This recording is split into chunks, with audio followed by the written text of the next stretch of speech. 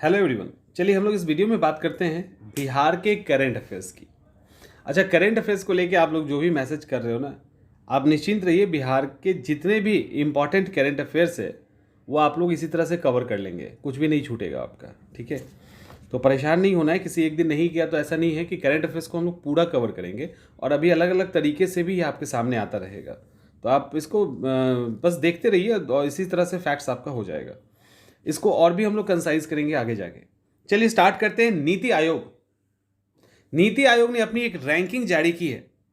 सतत विकास लक्ष्यों से के लिए जो सूचकांक इंडेक्स जारी किया है, उसमें जिला अस्पताल के प्रदर्शन को लेकर इन्होंने क्या किया, रैंकिंग की है। इसमें पहला स्थान जो है वो केरल का है, और बिहार का जो प्रदर्शन है वो सबसे खराब है। यानी हर 1 लाख की आबादी पे बिहार के अंदर केवल 6 ही बेड है। ठीक है, 6 ही बेड है, जबकि कितना होना चाहिए, 22। देश में कितना है, 24। यानी बिहार में मात्र 6 बेड है, होना चाहिए 20, होना चाहिए कम से कम औसतन 22, और देश में 24 का एवरेज है, सबसे कम बिहार में। इसके बाद और 58 अंक के साथ ये 28वें स्थान पे, यानी राज्यों में सबसे अंतिम में है।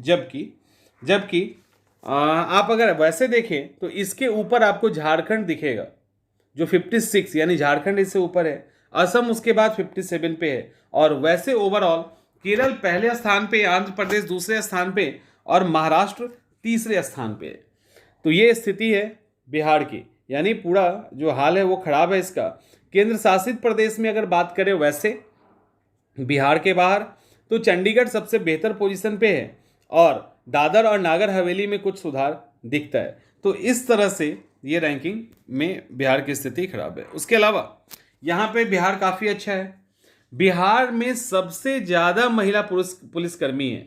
एक्चुअली एक रिपोर्ट आई है पुलिस अनुसंधान और विकास ब्यूरो BPRND की। इसके अंदर कहा गया है कि टोटल बिहार में 91,862 पुलिस हैं टोटल, उसमें उसके अंदर 23,245 महिलाएं हैं। अगर इसको प्रतिशत में बदलेंगे तो ये 25.3% होगा, जो भारत के औसत 10.3 से बहुत, यानी डबल से भी ज़्यादा है। और राज्यों में भी ये सबसे ज़्यादा है। ठीक है, राज्यों में भी ये सबसे ज़्यादा है। तो सबसे ज़्यादा पुलिस जो है वो बिहार में, उसके बाद हिमाचल प्रदेश में आपको दिखेंगे 19.15, फिर तमिलनाडु। तो ये सारा है। इसके बाद बिहार में अभी कितना रिजर्वेशन दिया गया, 35, लेकिन इसमें पिछड़ी जाति के महिलाओं को ऐड किया जाए तो 3% और आरक्षण जुड़ के टोटल 38 हो जाता है। तो आरक्षण टोटल 38 हो जाता है। इसके अलावा बिहार में 2487 महिलाओं के लिए एक पुलिसकर्मी है, जो राष्ट्रीय औसत में 3026 महिलाओं में से जो एक है उससे अधिक है। तो ये यहाँ पे इंपॉर्टेंट फैक्ट है। और यही नहीं, बिहार में हर चार पुलिस में से एक महिला कांस्टेबल, मतलब महिला पुलिस है, अलग अलग पोस्ट पे। तो अब आप पहले जो था ना, 2015 की स्थिति कुछ अलग थी। 2015 में संख्या काफ़ी कम थी, लेकिन अब जब से रिजर्वेशन दिया गया है, यानी 2016 से जब रिजर्वेशन दिया गया है, उसके बाद महिलाओं की संख्या काफ़ी बढ़ गई है। 1 lakh prepaid meter, 1 lakh smart prepaid meter install करने वाला बिहार देश का पहला राज्य बन गया है। एक्चुअली ये जो 1 लाख स्मार्ट, इसमें क्या होता है ना, आपको बिजली यूज करने के पहले जैसे फ़ोन में आप पैसे डालते हैं ना, उसी तरह से आपको इसको रिचार्ज करना पड़ता है, उसी तरह से इसको रिचार्ज करना है। और ये जो उपलब्धि है, राज्य ऊर्जा विभाग ने क्या किया था, 29 जनवरी 2021 को ही राज्य भर में 1.5 करोड़ से अधिक स्मार्ट प्रीपेड मीटर लगाने के लिए इन्होंने समझौता किया था, और ये ऑलरेडी इतना लगा चुके हैं।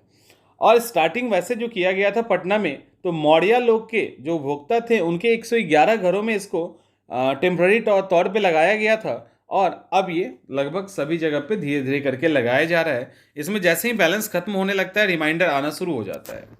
पटना में अभी टोटल 8 नए जजों को सुप्रीम कोर्ट के कॉलेजियम के द्वारा रिकमेंड किया गया है। ठीक है, उसमें जो है 6 जो है ऑलरेडी एडवोकेट थे। तो एडवोकेट थे, उनको अब जज के लिए रिकमेंड किया गया है।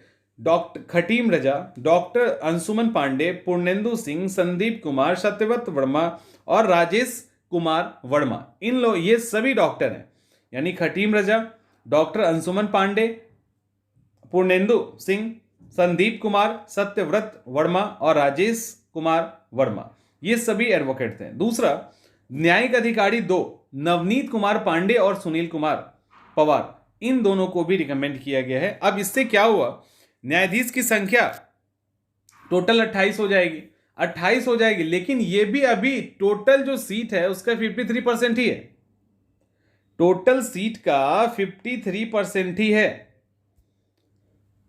इसके बाद अगला फैक्ट यह है कि बिहार में 6 नया रोपवे बनेगा, और नया रोपवे बनेगा। अभी क्या हुआ, नीतीश कुमार ने बांका जिले के बौंसी प्रखंड में जो मंदार हिल है, बहुत ही फेमस है, मंदार हिल में रोपवे बनाया। और जितने भी रोपवे हैं, जैसे राजगीर का रोपवे पहले से ही था, तो अब उस पहले वो मतलब उतना सुरक्षित नहीं था, तो अब बंद, बिल्कुल केबिन में बंद वाला रोपवे स्टार्ट किया गया है सब जगह।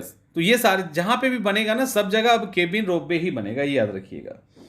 और मंदार हिल पे इन्होंने बनाया 800 फीट ऊंची ग्रेनाइट पहाड़ी का मंदार हिल, बहुत ही शानदार है, तो वहां पे ये बनाया गया। और पता है ये मंदार पहाड़ी, समुद्र मंथन का नाम आप लोगों ने सुना होगा, तो इस समुद्र मंथन में इस मंदार पहाड़ी का प्रयोग किया गया था, ठीक है, ऐसी मान्यता है।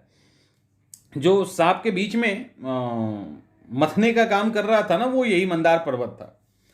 अब 6 जो रोपवे बनेगा उसके अंदर क्या है, 6 रोपवे में जो 3 है वो रोहतासगढ़ किले के आसपास, और 3 जो है रोहतासगढ़ किला, कैमूर के मुंडेश्वरी मंदिर और जहानाबाद के बरावर हिल में स्थापित किया जाएगा। और 3 जो है वो गया के आसपास डुंगेश्वरी, ब्रह्मयोनी और प्रेसशिला में स्थापित किया जाएगा। तो ये ब्रह्मयोनी और प्रेसशिला जो है ना, वो एक रिलीजियस प्लेस है, एक धार्मिक प्लेस है। रोहतासगढ़ में क्या होगा, अभी वहां क्या है कि उसके पहाड़ी पर, रोहतासगढ़ के पहाड़ी पर चौरासन मंदिर है।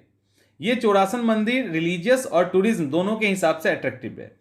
वहां पे अब अकबरपुर और रोहतासगढ़ के बीच में, अकबरपुर रोहतासगढ़ किले के बीच में 1.35, यानी सोचो कितना दूरी होगा, 1.35 किलोमीटर लंबी रोपवे का निर्माण किया जाएगा। अभी 1.5 किलोमीटर पैदल चलना पड़ता है, तो रोपवे से 1.35 किलोमीटर का सफर तय करना होगा। उसके अलावा कैमूर का जो मुंडेश्वरी पहाड़ी है ना, तो कैमूर का जो मुंडेश्वरी पहाड़ी है, वहां पे मुंडेश्वरी धाम है जो बहुत ही फेमस है। यहां 425 मीटर लंबा रोपवे बनाया जाएगा, और अभी यहां पे 950 सीढ़ी चढ़ के पहुंचा जाता है।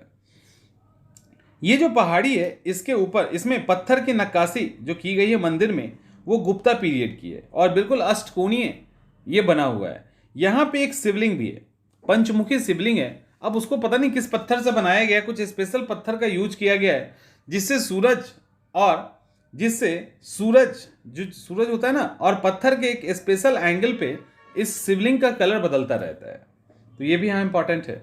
उसके बाद जहानाबाद का बराबर है, जहानाबाद के बराबर की पहाड़ी में गुफा है, मंदिर है, फल्गु नदी, इन सबको देखने के लिए एक रोपवे बनाया जा रहा है। अभी अगर आपको जहानाबाद के बराबर पहाड़ी पे सिद्धेश्वर नाथ मंदिर जाना है, तो आपको कम से कम 750 सीढ़ी आपको चढ़नी पड़ेगी, और लगभग 1.5 किलोमीटर का दूरी तय करना पड़ता है। तो उस तरह से अब बराबर की पहाड़ी पे बहुत सारा है, फैक्ट्स आपको पता ही होगा, सुदामा गुफा, कर्ण चौपर गुफा, ये सब वहां पे है। इसके बाद गया में डुंगेश्वरी, ब्रह्मयोनी और प्रेसशिला में भी इसका निर्माण करवाया जाएगा। एक्चुअली डुंगेश्वरी गुफा मंदिर जो है ना, इसको डुंगेश्वरी वाला जो है उसको महाकाल गुफा भी कहते हैं। महाकाल क्यों कहते हैं, 12 किलोमीटर दूर है बोधगया से।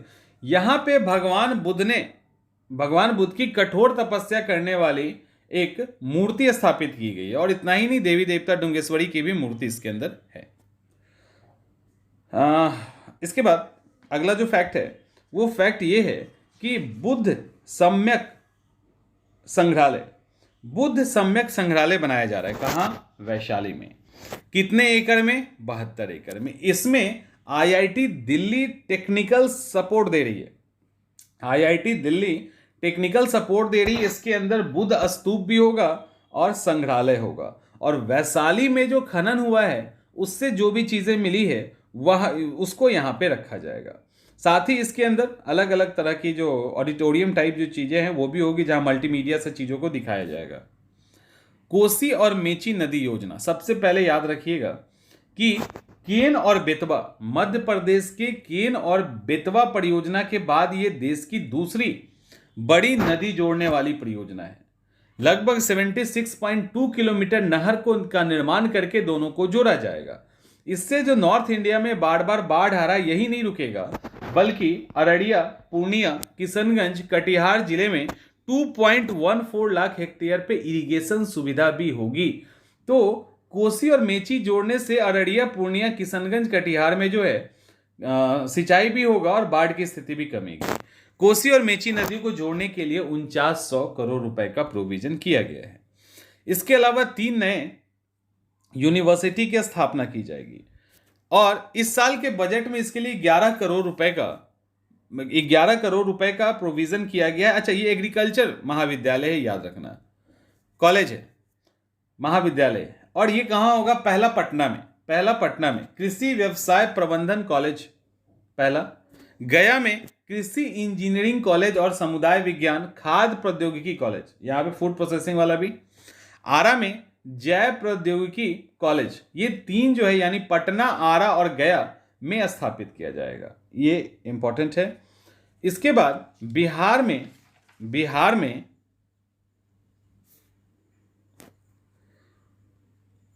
में इंटरनेट के लिए ऑप्टिकल फाइबर की शुभारंभ की गई है। किसके द्वारा? मोदी जी के द्वारा। कब किया गया? 21 सितंबर 2021 को यह प्रोग्राम लाया गया है। कहा टारगेट है कि 6 लाख गांवों को 1000 दिन के अंदर ऑप्टिकल फाइबर केबल के जरिए जोड़ा जाएगा। इसमें 8386 ग्राम पंचायत के सभी 45,945 गांवों को शामिल किया गया है। ठीक है, और इनको वाईफाई के साथ कनेक्ट किया जाएगा ताकि ई एजुकेशन, ई एग्रीकल्चर, टेलीमेडिसिन, इन सब की सुविधा इन लोगों को आसानी से मिल सके। मुजफ्फरपुर में पीकू, देश का पहला पीकू अस्पताल बना है। ये पीकू एक्चुअली चमकी बुखार और जापानी इंसेफ्लाइटिस से जो पीड़ित मरीज हैं उनके लिए बनाया गया है और 100 बेड का है पीकू, 100 बेड पीकू के लिए और 60 बेड इंसेफ्लाइटिस के लिए है। यहाँ पे हर बेड पे ऑक्सीजन पाइप के थ्रू पहुंचाया गया है, हर बेड पे ऑक्सीजन, और मतलब इन्फेक्शन ना हो इसके लिए साफ सफाई की भी व्यवस्था वहाँ की गई है। बिहार में बिजली गिरने से सबसे ज़्यादा मौत हो रही है। इसको लेकर सरकार बार बार ऐड भी कर रही है, प्रचार भी कर रही है, जागरूकता भी फैला रही है। मतलब भारत की दूसरी बिजली वाली जो रिपोर्ट आई है उसमें 1 अप्रैल 2020 से 31 मार्च 2021 का डाटा है। बिहार में 401 लोग बिजली गिरने से मर गए। उत्तर प्रदेश का सेकेंड पोजीशन है 232, मध्य प्रदेश उसके बाद, उड़ीसा उसके बाद, और देशों में तो संख्या कम भी है और राज्यों में, बट बिहार में कोई संख्या में कमी दर्ज नहीं की गई है। तो इसके कारण अच्छी खासी संख्या में लोग मारे जा रहे हैं। इसके अलावा पटना गंगा पुल का उद्घाटन 30 जुलाई 2021 को किया गया और 5.5 किलोमीटर से अधिक लंबा है ये। नितिन गडकरी ने इसको किया था। यहां पर फ्लिपकार्ट ने आईआईटी पटना के साथ समझौता किया है। फ्लिपकार्ट ने आईआईटी पटना के साथ समझौता किया है। क्या समझौता किया है? आईआईटी पटना के साथ artificial intelligence, natural language processing, machine learning, इन सब क्षेत्रों में समझौता किया है। इससे क्या होगा कि छात्र जो हैं इंडस्ट्री का जो दुनिया है उसके साथ घुलेंगे मिलेंगे और समझेंगे, और साथ में फ्लिपकार्ट के साथ काम करने का, रिसर्च करने का जो मौका है वो भी इनको मिलेगा। अभी फैक्ट ये है कि केंद्रीय मंत्री परिषद में पहले 2 ही थे, बट अब 4 मंत्री हो गए हैं, 4 कैबिनेट मंत्री हो गए हैं। ठीक है, पहले 2 थे, अब 4 कैबिनेट मंत्री हो गए हैं। भाजपा के गिरिराज सिंह पहले ही थे, राजकुमार सिंह, जदयू के आरसीपी सिंह और लोजपा के पशुपति कुमार पारस। और इसके अलावा भाजपा 2 और राज्य मंत्री हैं जिसमें अश्विनी कुमार चौबे और नित्यानंद राय हैं। पहले रविशंकर प्रसाद और गिरिराज ही जो थे कैबिनेट मंत्री थे, तो रविशंकर प्रसाद को हटा दिया गया अभी। तो अभी टोटल गिरिराज सिंह, राजकुमार, आरसीपी सिंह और पशुपति कुमार पारस, इन 4 लोगों को कैबिनेट मंत्री, अश्विनी कुमार चौबे और नित्यानंद राय को जो है वो राज्य मंत्री चुना गया है। अब प्रत्येक किसान को क्या होगा, यूनिक आइडेंटिटी नंबर दिया जाएगा। बिहार में नियम यह है कि हर सीजन में 2 लाख से अधिक किसानों को बीज की सहायता देनी है, लेकिन उनको नहीं मिल रही है, ऐसी रिपोर्ट लगातार सरकार के पास आ रही थी। तो सरकार ने क्या किया, एक यूनिक आइडेंटिफिकेशन नंबर जारी कर दिया। अब इसी से यहाँ पे ये जब लेने जाएंगे तो लेजर से उसको रीड करके रिकॉर्ड किया जाएगा और इसी के तहत इनको सब्सिडी की राशि भी ट्रांसफर की जाएगी। तो ये एक, और ये हर सीजन में काम आएगा। दे दिया गया तो दे दिया गया। इतना ही